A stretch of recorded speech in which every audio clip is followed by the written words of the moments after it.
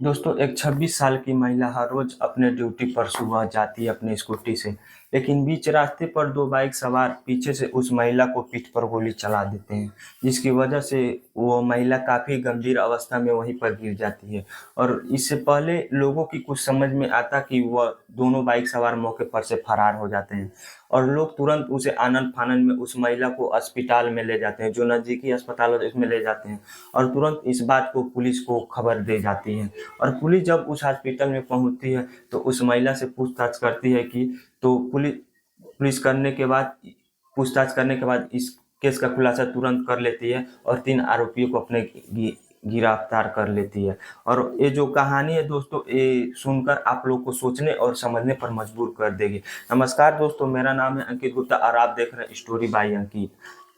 आज की ये जो सच्ची घटना है जो मैं आपको सुनाने वाला हूँ, यह घटना राजस्थान की है। राजस्थान की एक शहर पड़ता है जयपुर। जयपुर तो आप जानते हैं, और जयपुर का ही एक इलाका पड़ता है मुरलीपुरा।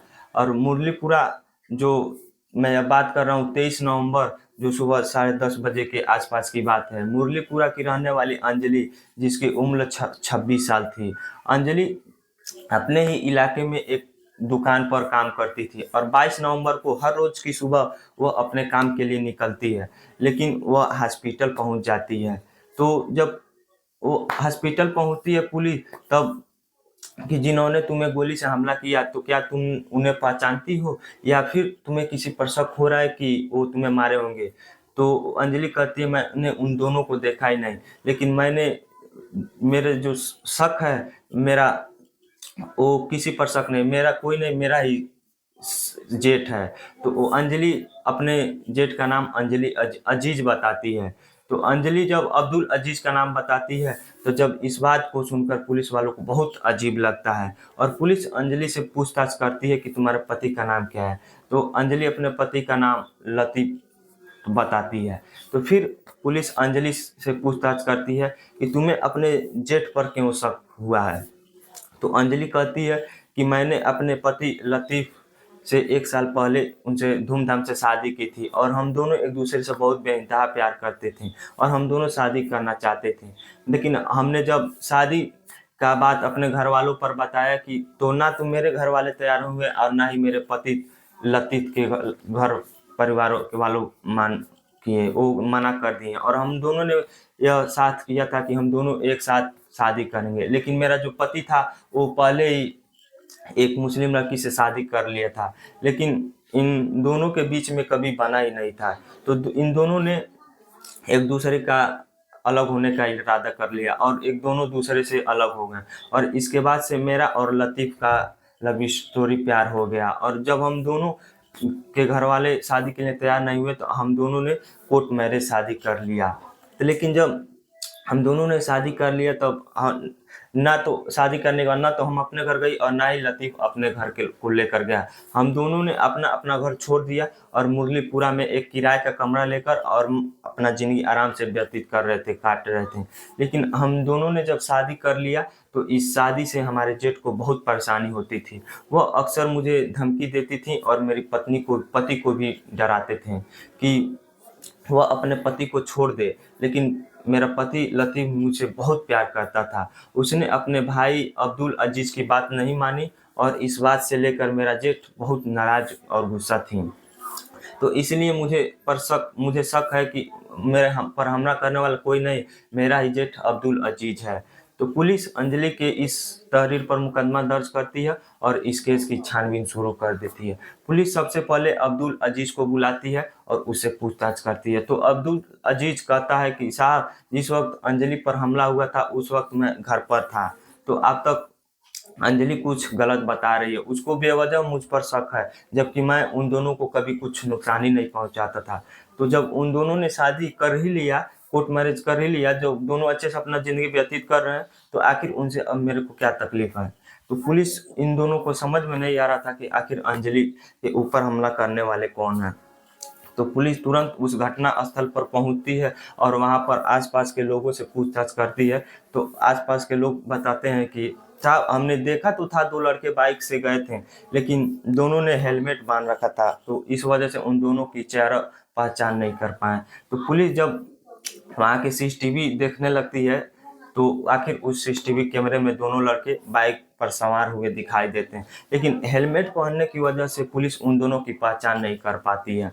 लेकिन जब पुलिस को कहीं न कहीं अब्दुल अजीज को ही शक होता है, तो इसलिए पुलिस इस केस की छानबीन करते हुए इंटरनल ही अब्दुल अजीज के बारे में छानबीन शुरू कर देने लगती है और अब्दुल अजीज को मोबाइल की कॉल रिकॉर्डिंग मांगती है कि शायद उसे कुछ पता चल सके। तो जब पुलिस अब्दुल अजीज के सीडीआर निकालती है, कॉल रिकॉर्डिंग, तो उसमें एक ऐसा नंबर मिलता है जिससे पुलिस वालों को शक चल जाता है।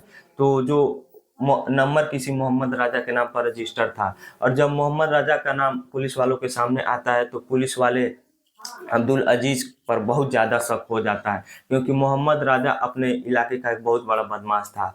तो पुलिस को समझ नहीं आता है कि अब्दुल अजीज मोहम्मद राजा से क्यों बात किया था। तो पुलिस अब्दुल अजीज से मोहम्मद अब्दुल अजीज से बात नहीं करता है और मोहम्मद राजा को अपने हिरासत में ले लेता है और उसे सख्ती से पूछताछ करती है।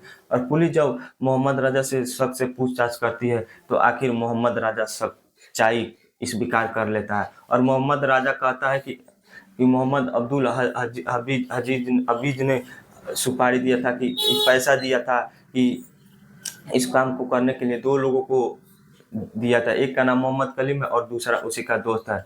तो जब ये सारी बातें मोहम्मद राजा ने बता देता है पुलिस से, तो पुलिस तुरंत अब्दुल अजीज को और मोहम्मद कलीम को गिरफ्तार कर लेता है। और पुलिस जब अब्दुल अजीज को गिरफ्तार कर लेता है और मोहम्मद अजीज से पूछताछ करती है कि उसने हमला क्यों करवाया, तो वो बताया कि इन दोनों की शादी से मैं कभी खुश नहीं रहा। तो अब्दुल अजीज कहता है कि मैंने और अपने भाई लतीफ़ को बहुत समझाने की कोशिश की, लेकिन वह अंजलि से शादी ना करे।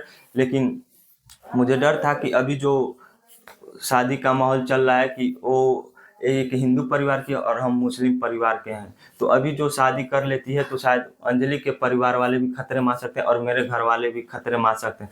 मैंने लाख कोशिश करके अपने भाई को समझाया, लेकिन लतीफ़ अंजलि के प्यार में पागल हो गया था इतना कि वो मेरी एक बातें भी नहीं सुना और मेरी इन दोनों घरों के खिलाफ वो जाकर कोर्ट मैरिज कर ली और शादी कर ली। और इसके बावजूद भी मुझे डर लग रहा था कि शायद आज नहीं तो कल मेरे घर पर कुछ दिक्कत आगे चलकर आ सकती है। इसीलिए मैं अपने भाई को बहुत कुछ समझाया कि अपने वो अंजलि को छोड़ दे, लेकिन वो जब छोड़ने को तैयार नहीं हुआ, तब मैंने एक षड्यंत्र रचा कि क्यों नहीं इस अंजलि को इस रास्ते से हटा दिया जाए, और जब अंजलि इस रास्ते से वो ख़त्म हो जाएगी तो मेरे घर पर कोई खतरा ही नहीं आएगा। तो जब इस तरह से पूरी बातें साजिश रचा और पुलिस वालों को बताया, तो पुलिस वाले भी अब्दुल अजीज को तरफ देखते हैं और जरा सोच के देख कि तू अपने ही घर परिवार को बचाने के लिए अपने ही ज़िंदगी को तुमने कैसे ज़िंदगी भर बर्बाद कर दी। तो फिलहाल पुलिस अब्दुल अजीज को गिरफ्तार कर लेती है और अब्दुल अजीज और मोहम्मद राजा और कलीम को भी तीनों को गिरफ्तार कर लेती है। और पुलिस का कहती है कि अभी हम उसके जो दोस्त हैं उसको भी गिरफ्तार कर रहे हैं, छानबीन शुरू है, अभी उसको भी जल्द से जल्द गिरफ्तार कर लेंगे। और अंजलि का भी अस्पताल में इलाज चल रहा है और उसका अभी इलाज ठीक नहीं है, अंजलि का कोई ठीक नहीं है कि अभी ठीक हो पाए कि नहीं। और मेरा यही निवेदन है कि ऊपर वाले से कि अंजलि को भगवान जल्द से जल्द ठीक कर दें और उसे घर पे भेज दें। और मेरा उद्देश्य ये कहानी से आप लोग को यही है कि आप जहाँ भी रहें सुरक्षित रहें। मेरा उद्देश्य किसी भावना को ठेस पहुँचाना नहीं है, सभी को अच्छे रास्ते पर चलना है। तो वीडियो अच्छा लगे तो वीडियो को लाइक, चैनल को सब्सक्राइब कर दीजिएगा और अच्छा सा प्यारा सा एक कमेंट कर दीजिएगा। मिलते हैं अगले वीडियो में, तब तक के लिए जय हिंद जय भारत, धन्यवाद। आप सभी को इतना सारा प्यार देने के लिए मेरा सादा भरा